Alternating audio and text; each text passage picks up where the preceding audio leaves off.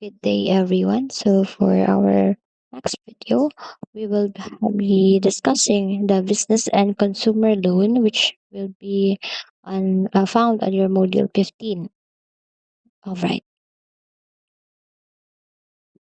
Okay. So, for anything else, let's define kung sa isulod aning module 15. So, sa module 15, we will be discussing amortization. No? So we will define first the mortgage and amortization. So mortgage is an agreement between you and a lender that gives the lender the right to take your property if you don't repay the money you've borrowed plus interest. So meaning agreement is the mortgage. Now see amortization is the process of breaking down your mortgage into monthly payments called installments. So each installment covers both the loan amount and the interest owed to the bank. So meaning si amortization mo ni siya ang imong um, kibali flow or ang imong guide kung pila imong pagabayaran kada bulan. So, lahi siya sa other simple and compound interest kay si amortization, ang iyang interest ani kung magbayad na ka by monthly is lahi-lahi. So, dili siya consistent ang iyang interest. Okay, so para mas masabtan, no? Kita nato here sa ato ang example later on. So here is the formula for the amortization. The amortization kaning nga formula is or what we call the periodic payments. Okay. So we have A is equals to PI over 1 minus the quantity of 1 plus I minus N. Where ato P is our principal amount. Ato ang I is ato ang monthly interest rate which naapot siya formula which is I is equals R over M and atong N there is the total number of payments where yung formula ani is N is equals to MMT. M is our number of interest periods for 1 year. Okay, so first example. So we have here John decided to take out a loan of 45,000 from a local bank to purchase a motorcycle. The loan has an annual interest rate of 10% and he has to repay it over a year with a monthly payment. Okay. Now, let's define the givens. No?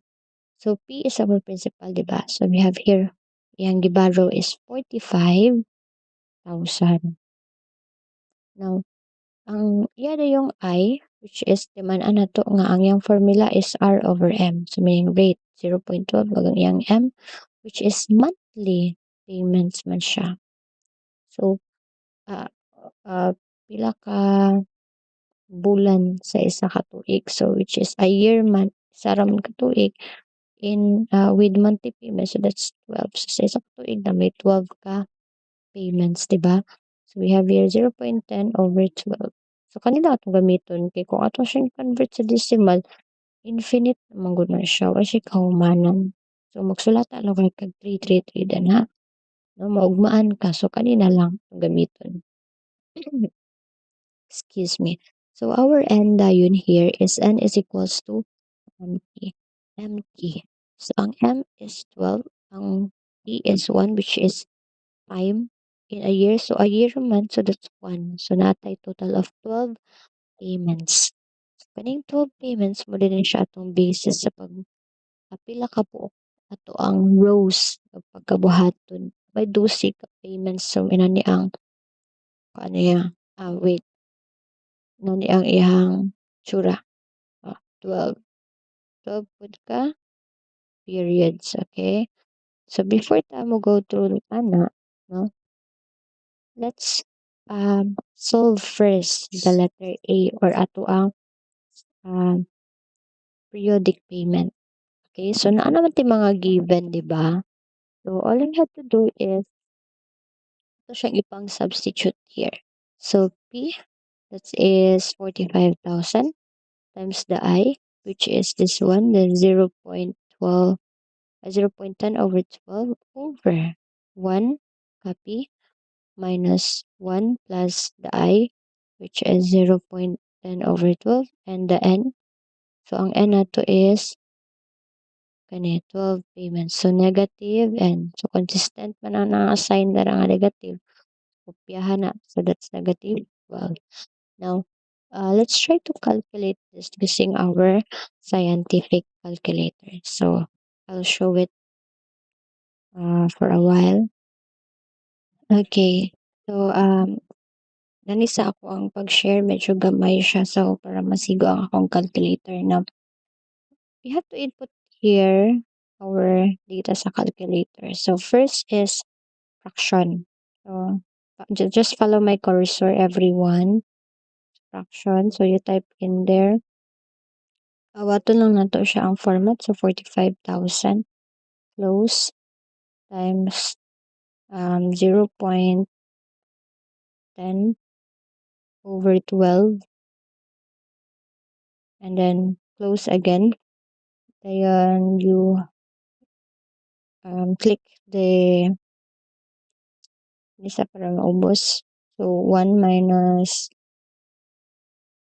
1 plus fraction na sad ka. That's 0.10 over 12. And i-close na sad. Then katong raise to negative. So, di kalimutan ang sign. 12. Then, we have 3,956.214925. Okay. So, sa inani manggod nga kind of problem sa life, especially amortization table, kung gusto jud kag exact value, exact amount, so meaning every cent manggod ani, centavos is very important. But para sa kuan lang, for the sake of having you kanang kabalo mo sa proper process, pwede ra sad ta sa mag-round off to two decimal places. So we can have 3,956.21. Okay? So kana siya. Okay, so here is our first period period na nga ata isolve. Okay, so our this is IP na to pasabot na is our interest payment. Now, interest payment is equals to P times I. So, ang atong ani nga previous na yung pasabot or the principal is the 45,000. So, muna siya ato ang first good nga money nga atong giborrow. So, that's 45,000 times the I. Pila itong I? That's 0.10 over 12. Okay, so pila yung result ana. So, meaning, ang imuhang principal payment ana is 375. Okay? Sunod is ang ato ang principal repayment. So, saan siya pag-solve, ma'am? Naman tayo formula here. Principal repayment is equals to the A. A na to is consistent yun na siya. That's 3,956.21.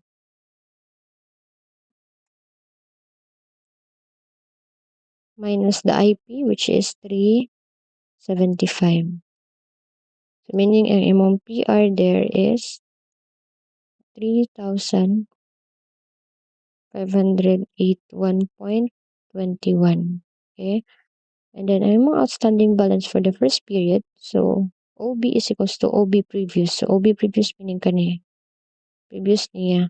Wala pa gid ka nakabayad, di ba?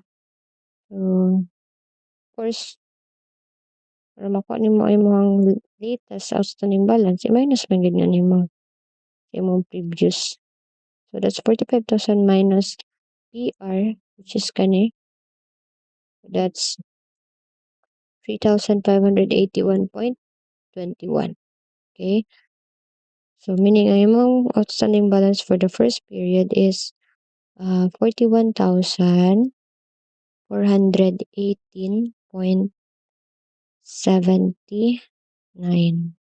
Okay? So, muna siya.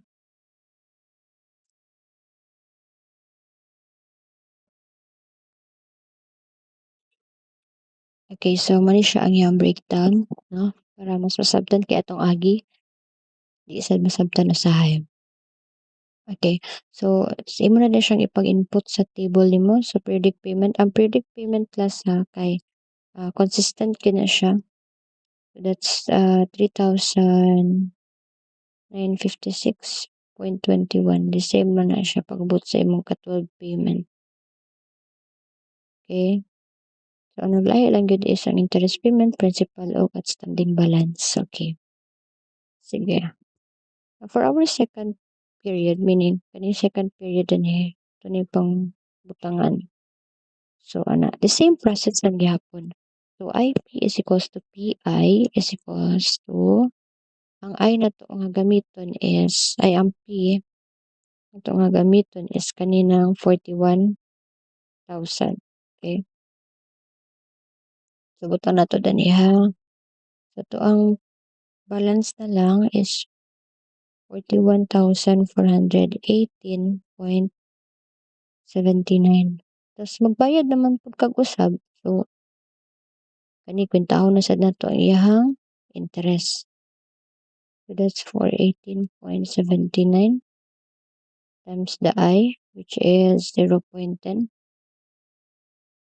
over 12. So then you get 345.156 or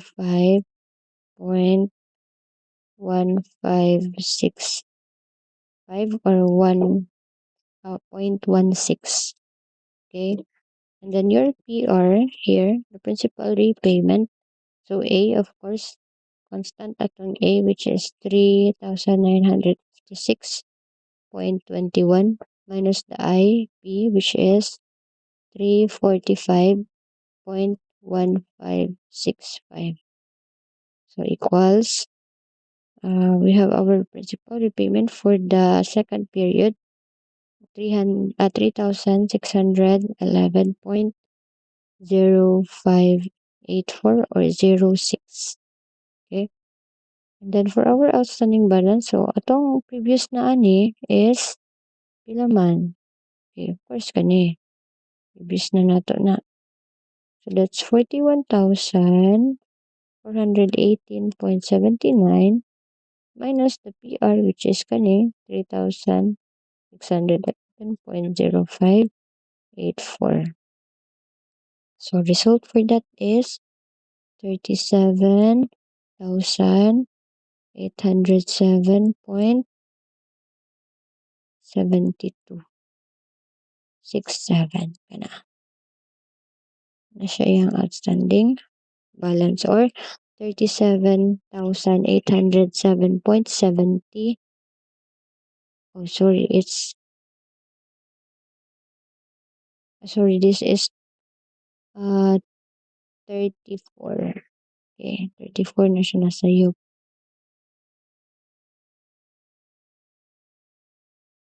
Okay, sige. That's 3451565. So, naman siya 8 ani. But good na siya, good. So, ang point lang yung maglikas sa ani sa pag-round off nimo. Okay? So, it's either this is, sorry ha. Let me just erase muna ha para hindi maglibog. Hindi siya every 8. That's 05. Namalikmatan na. 08. 3,611.0534. Then kani is 4.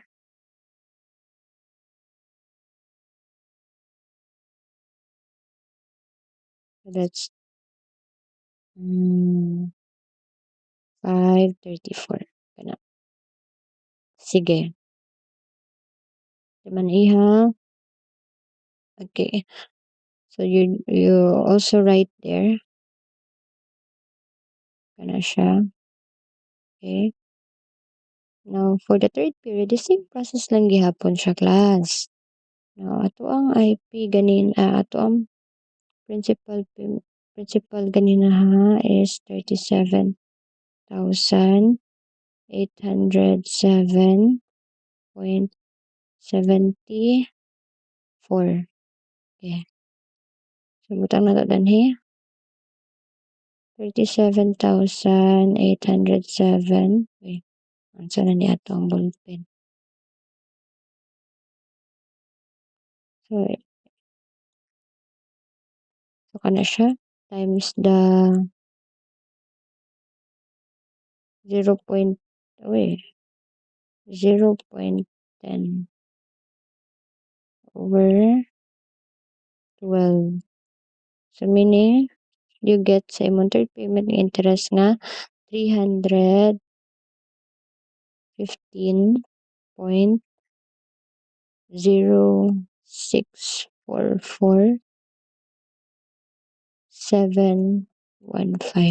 Kana.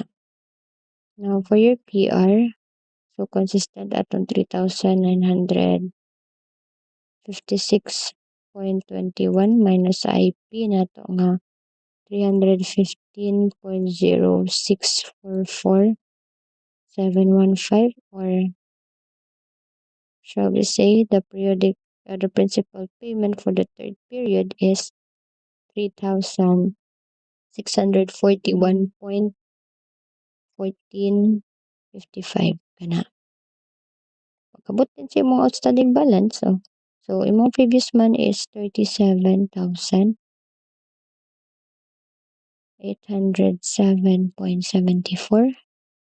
minus ang iyahang PR, which is 3,641.1455. So kana equals, so outstanding balance na lang nimo for the third period is 34,000. 34,166.59 isa ka na. Okay. Kana 34,166.59. So, meaning, this is your third period sa outstanding balance. Okay, so input lang gihapon na ha. So, pagkuha din sa imong fourth period to 12 period, the same process lang gihapon sa atong gibuhat sa first, second, and third. Okay? So, ang result, kani, manin iyang final result. Short note na. So, the issue of having a small remaining balance, so atong answer ganina is 0.06 mo naman ni siya ang pinakalas. So, dapat manggod 0 ni siya. So, ang sa issue di ay ma'am. So, at the end of the loan term is due to rounding off. No? Kung sige ka round off, no? Pagkadako gyud ang imong kanagit siya ma-add nga sentavo, na balance. Pero, di mo siya ingon nga dako jud. Di siya mabuto kung dako jud. So, kung gusto gyud kag ah, exact value, exact gid nga 0 gid siya, dili ka mag-round off. Sa ato lang is round off ta because it takes time. It takes time to solve and kanang input din sulat na sad ka. No? So, sa kato lang, ang thought lang na gusto nako is makabalo mo sa process. No? And also, for the checking, no, if makatag na ko activity na ako gi-provide nga amortization nga table spreadsheet nga pwede ninyo gamiton for checking. But please, ayos siya gamita para ato inyong pang solve ha. So, kay nakaset na ra ba po to siya. Okay? Para naman po ni sa inyo. Puhon kay pag mag-exam wala naman tay amortization table nga spreadsheet. So, di na mo makasalig. So, kailangan gyapon mag-study kay para dako atong score sa exam. Okay? Sige. For your activity, you have to answer the check for understanding, number 1, and also create an amortization table. Yun siya. Okay?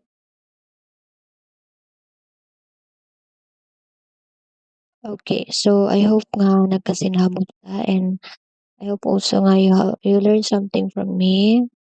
And if you have questions, clarifications, just message me sa atong GC para makita nako. So, kato lang. That's all for our module 15 topic. So I hope nga nagawid mo natunan and please kung unsa man akong gipong provide nga learning materials sa ang PCR, please view them. No? Makatabang man na para sa inyo ha, para dili nga sa exam. Charing, bitaw. Sige. So, that's all. And goodbye. Happy learning, everyone.